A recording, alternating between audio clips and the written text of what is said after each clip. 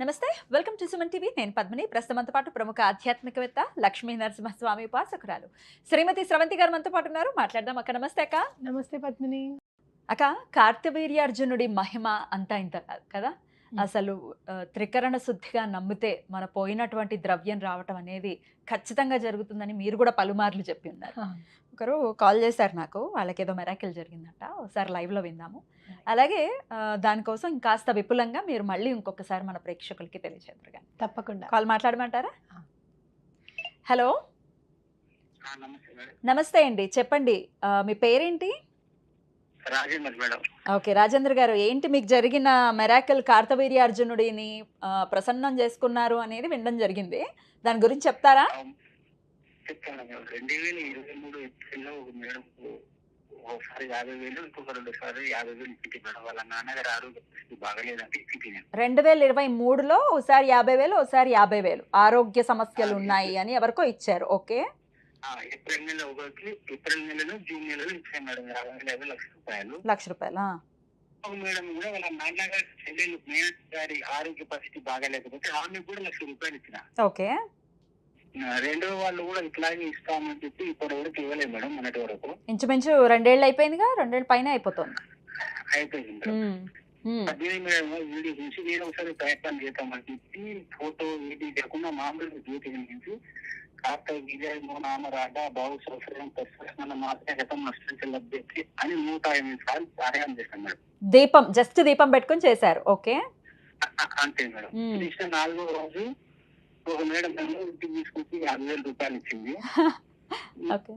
ఇంకొక మేడం కు బస్సులో ప్రయాణంలో కింద పడిపోయిందంట. ఆయనకు ముఖం బాగా దెబ్బలు తగిలి నాకు ఫోన్ చేసి ఏదో నా గురించి ఏదో ప్రయోగం చేస్తున్నట్టు అనిపించింది. నాకు మాట చెప్పింది కూడా, అయినా నువ్వు కూడా దత్తులు అవుతావు, నేను 50,000 లక్ష రూపాయలు ఒకేసారి ఇవ్వలేను, ప్రస్తుతం 10,000 ఇస్తున్నా, వచ్చే నెలలో మిగతా నెలగా 10,000 ఇస్తాను కంపల్సరీ అని చెప్పింది మేడం.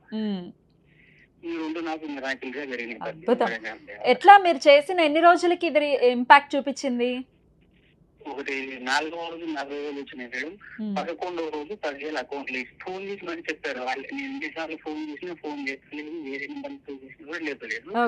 కానీ వాళ్ళే నాకు వాళ్ళంతటా వాళ్ళే చేసి ఇచ్చారు. ఎన్ని రోజులు చేశారు మీరు ఈ ఆరాధన? అదే మేడం, 4 రోజులకు ఒకరు, 11 రోజు ఇప్పుడు కంటిన్యూ నడుస్తూనే ఉంది మేడం. రోజు అలాగే చేస్తున్నారు. రోజు చేస్తున్నారు. Okay okay. మొత్తం వచ్చేసాయి డబ్బులు? ఇంకా రాలేదా? ఇంకా రాలేదు మేడం. వచ్చే నెల నుంచి ఒక నెలకి 10 ఇస్తాను. పర్వాలేదు, అలా అయినా పర్వాలేదు కదా. Okay, very good very good. పోన్లేండి, చాలా చాలా సంతోషం. మీ డబ్బులు మీకు తిరిగి స్వామి ఇప్పించేశారు. Happy. Thank you. Thank you. నేనేనండి, పద్మినినే. నా వాయిస్ గుర్తుపట్ల? Okay, thank you so very much. చాలా చాలా సంతోషం. ఫోన్ చేసి మరీ చెప్తున్నారు. Thank you. ఓకే అండి, ఉంటాను. నమస్తే. హౌ బ్యూటిఫుల్ అక్క.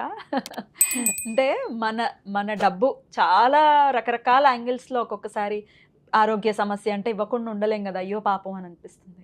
చదువులు అంటే అయ్యో పాపం అని అనిపిస్తుంది. పెళ్ళి అంటే ఖచ్చితంగా మనం సహాయపడాలి అనిపిస్తుంది. ఇట్లా రకరకాల కోణాలు.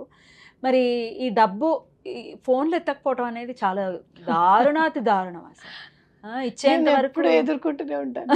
ఇదా కదా. రైట్. మరి ఎట్లా అక్క ఈ సమస్యల నుంచి ఈయనకంటే వచ్చేసింది? ఒకసారి మీరు కూడా చెప్పండి, కార్తవీర్యార్జున్ని ఎలా ప్రసన్నం చేసుకోవచ్చు?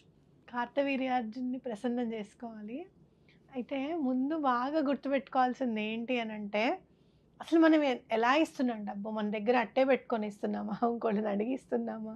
వీటి మీద చాలా మంచి క్లారిటీ ఉండాలి పద్మిని. లేకపోతే గనక రోజు కార్తవీర్యార్జునికే దండం పెట్టుకోవాలి. అలాంటి పరిస్థితులు ఎదుర్కోవాల్సి వస్తుంది. అయితే కార్తవీర్యార్జునికి ఎలా దండం పెట్టుకోవాలి అని అంటే, అసలు 2 చేతులు ఎత్తి ఆయనని గనక పూజిస్తే తిరిగి రాంది అనేది ఏదీ లేదు పద్మిని. అసలు చాలా తొందరగా ఆయన ప్రసన్నమవుతారు. స్మరణ మాత్రేణ సంతుష్టుడని దత్తాత్రేయ స్వామి అంటారు. ఆ దత్తాత్రేయ స్వామి ప్రియ శిష్యుడు కాబట్టి ఈయన కూడా అలానే స్మరణ మాత్రం చేతనే సంతుష్టం అవుతారు అనేది నా గట్టి నమ్మకం అనమాట. అయితే ఎందుకు మరి ఆయనని లేనిది ఆయనకి అసలు మనం పూజిస్తే గనక పోయింది ఎందుకు దొరుకుతుంది? ఋతం నష్టంచ లభ్యత ఎందుకు? అని అంటే గనక ఆయన బాహువులు లేకుండా పుడతాడు, చేతులు లేకుండా పుడతారనమాట. అది తట్టుకోలేక దత్తాత్రేయ స్వామికి ఆయన తపస్సు చేస్తారు. చేసినప్పుడు సహస్ర బాహువులు ఇస్తారు స్వామి. అంటే లేనిది వచ్చినట్టే కదా. అందుకని మనకి ఏదైతే పోయిందో అది కావాలి అని అనుకున్నప్పుడు ఆయన గనక దండం పెట్టుకుంటే సహస్ర బాహువులు అని అంటే ఎక్కడైనా వెతికి తీసుకొచ్చేస్తాడని అర్థం అనమాట. అనే కదా. ఆయన సహస్ర బాహువుల గురించి చూడాలి అంటే నర్మదా నది తీరానికి వెళ్ళాలి. ఆయన స్నానం చేస్తూ ఉంటే నర్మదా నది చాలా ఉప్పొంగుతూ వస్తూ ఉంటుంది అనమాట, భార్యలతో చేస్తూ ఉంటే. ఏమిటి ఇలా ముంచేస్తావా అని చెప్పి బాహువులు అడ్డు పెడతాడు ఆయన. ఒక్కొక్క బాహువులోంచి కొంచెం కొంచెం నీళ్ళు వెళ్తూ ఉంటాయి అనమాట. అట్లా రాళ్ళని చూస్తే అలానే ఉంటుందా? అలానే ఉంటా. అలాగే ఆయన గురించి బాగా తెలుసుకోవాలి అనుకుంటే కనుక మాహిష్మతికి వెళ్ళాలి. అంటే మాహేశ్వర్కి వెళ్తే గనక అక్కడ స్వామి కార్తవీర్యార్జునుడు లింగ రూపంలోనే దర్శనమిస్తారు. అందులో ఐక్యమైపోతారనమాట. ఇంకా ఆయన వెలిగించిన జ్యోతులు కనపడతాయి. 11 జ్యోతులు వెలిగిస్తే మనకి గర్భగుడిలోకి వెళ్ళాం కదా, 7 జ్యోతులు మాత్రమే కనపడతాయి. అద్దంలో మిగతా 4 కనపడతాయి అన్నమాట. ఈ 7 చక్రాస్ క్లెన్స్ అయిపోయిన తర్వాతనే ఇంకా తర్వాత పరమాత్మ ఏంటి అనేది అప్పుడు కనపడతాడు పరమాత్మ అనేది నాకు అర్థమైంది అనమాట కాన్సెప్ట్. ఎప్పుడు జ్యోతులు ఎప్పుడు వెలుగుతూనే ఉంటాయి అనమాట, ఇప్పటి వరకు కూడా అలా వెలుగుతుంది. కొండెక్కడాలు అనమాట. అయితే కార్తవీర్యార్జునికి మనం ఎలా దండం పెట్టుకోవాలి అంటే గనక ఆయన శ్లోకం చదువుకుంటే, ఇప్పుడు ఆయన చెప్పిన శ్లోకం ఉంది కదా, రాజబాహు సహస్రమాన్, కార్తవీర్య రాజబాహు సహస్రమాన్ అని ఆ శ్లోకం చదువుకోవాలి.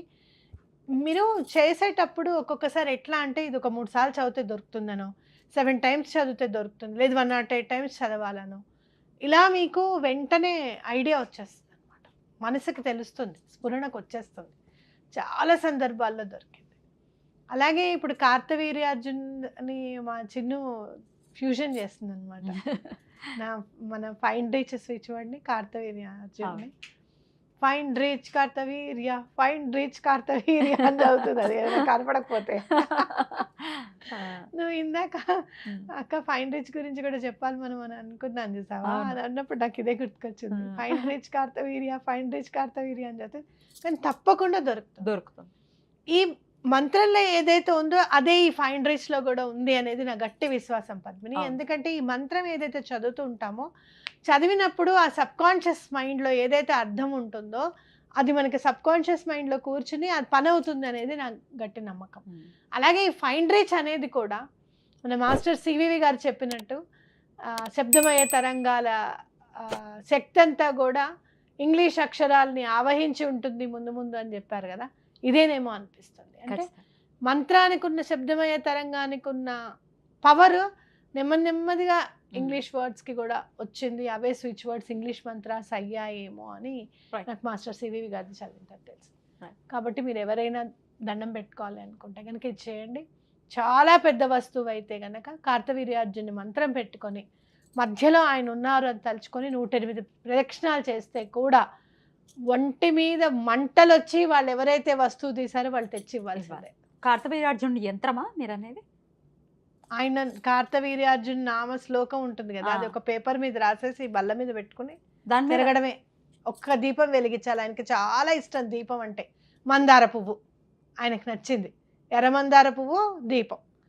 ఆ దీపం 2 ఒత్తులు వేసి చక్కగా కుంకుమ పెట్టి ఆ దీపం పెట్టి మందార పువ్వు ఎర్ర మందార పువ్వు పెట్టారంటే కార్తవీర్యుడు ఉన్నట్టే. అక్కడ ఆయనకి ప్రదక్షిణ చేశారు అంటే పక్కా అవుతుంది పని. నేను పూజ చేసినప్పుడు నాకు ఆ ఇల్లు రాలేదేమో, మా అమ్మ వాళ్ళది రాలేదేమో, నేను కాదని నేను అనను, కానీ మళ్ళీ అలాంటి ఇల్లే కట్టుకున్నాను. అర్థమైందా?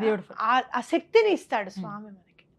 మనం చెయ్యాలి, మనము ఎలాంటి పరిస్థితుల్లోనూ అది రావాలి మనకి, మళ్ళీ మనం ఆ స్టేజ్కి వెళ్ళాలి అనే ఉత్సాహాన్ని కల్పిస్తాడు. లేకపోతే అంత ఇంట్లో నుంచి మేము బయటకు వచ్చేసిన తర్వాత నాకేమనిపిస్తుందో తెలుసా, ఇలాంటి పూజ కనుక ఇలాంటివి కనుక భగవంతుడు అండ లేకపోయి ఉంటే మేము నార్మల్ లైఫ్ని లీడ్ చేసేస్తూ ఉండేవాళ్ళం. అంటే అది నార్మల్ లైఫ్ లీడ్ చేయడం పొరపాట తప్ప అంటే కాదు. నీకు ఎప్పుడైతే చేయగల అబిలిటీ ఉందో, నువ్వు చేయగల శక్తి ఉంది, వయసు ఉంది ముందు మెయిన్, అది ఉండి కూడా నువ్వు అలా ఉండిపోవడం అనేది తప్పు. పేదవాడిగా పుట్టడం తప్పు కాదు, మిగిలిపోవడం తప్పు అంటారు చూసావా, ఇదే. ఉమ్. కాబట్టి తప్పకుండా మనలో ఉన్న జ్యోతిని వెలిగించుకొని దాన్ని ఎప్పుడు కూడా ఫ్యూయల్ పోయిస్తూ స్వామికి దండం పెట్టుకుంటే కనుక ఖచ్చితంగా పని అవుతుంది. సూపర్ అక్క, చాలా బ్యూటిఫుల్ గా ఎక్స్ప్లెయిన్ చేశారు. ఆయన చక్కగా సడన్ గా అనుకోకుండా కాల్ చేయడం ఏమిటి, దీని గురించి అసలు చెప్పాలి అనేది ఉద్దేశం కాదు, ఇది ఎందుకో ఎవరికోసమో ప్రత్యేకంగా చేస్తున్నాము అని అనిపిస్తోంది నాకు. కార్తవీర్యుడికి దీపం అంటే ఇష్టం అని చెప్పారు, ఇది కార్తీక మాసం కదా, అందుకనే చెప్పించారు ఆయన. ఖచ్చితంగా మొన్ననే వచ్చింది ఆయన జయంతి కూడా, అదే అంటున్నా.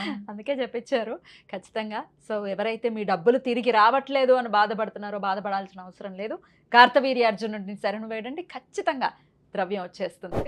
రైట్ అక్క, చాలా చాలా బ్యూటిఫుల్ గా మాకు ఎక్స్ప్లెయిన్ చేసినందుకు కృతజ్ఞతలక్క. నమస్తే. నమస్తే.